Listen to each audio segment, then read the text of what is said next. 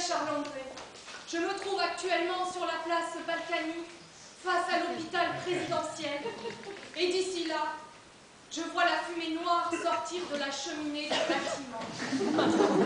Il n'y a aucun doute, à 87 ans, alors qu'il entamait à peine son 8e mandat, le phare de la pensée unique nous a quittés. Que son âme repose en paix et rejoigne celle de ses mentors que sont Berlusconi, Pinochet, Napoléon, Mickey et Daffy Duck. Autour de moi, la tristesse domine et déjà ces fidèles de la première heure se regroupent ici pour pleurer le chantre de la politique de civilisation.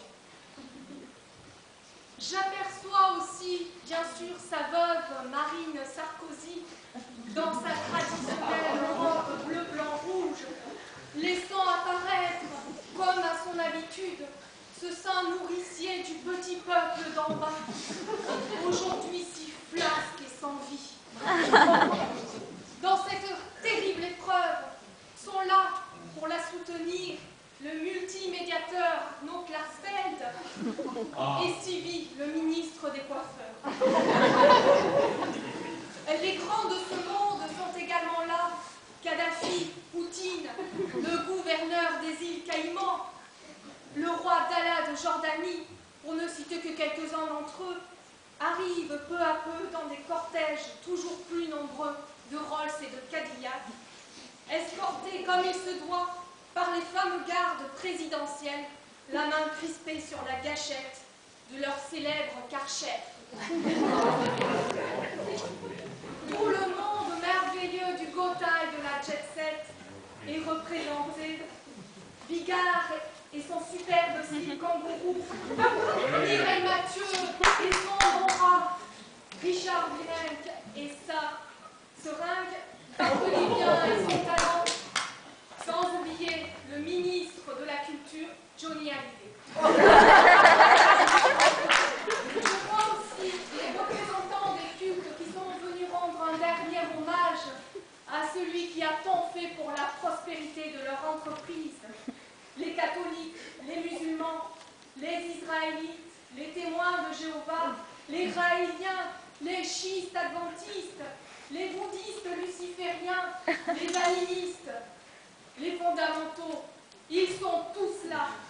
Ils lancent tous des hurrahs de gratitude à celui qui a su tant démystifier cette satanique laïcité.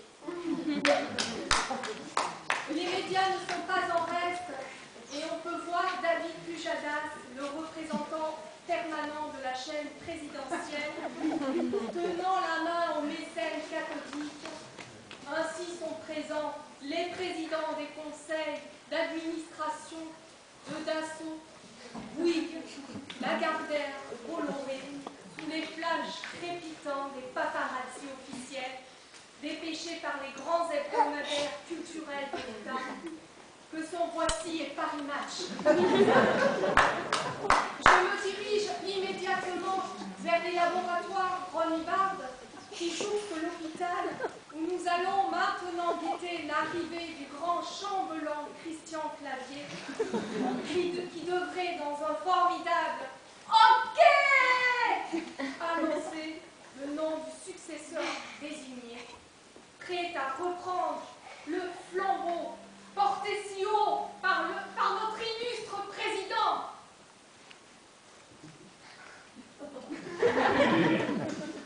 Eh bien, merci Louise. Et en attendant la reprise de nos programmes,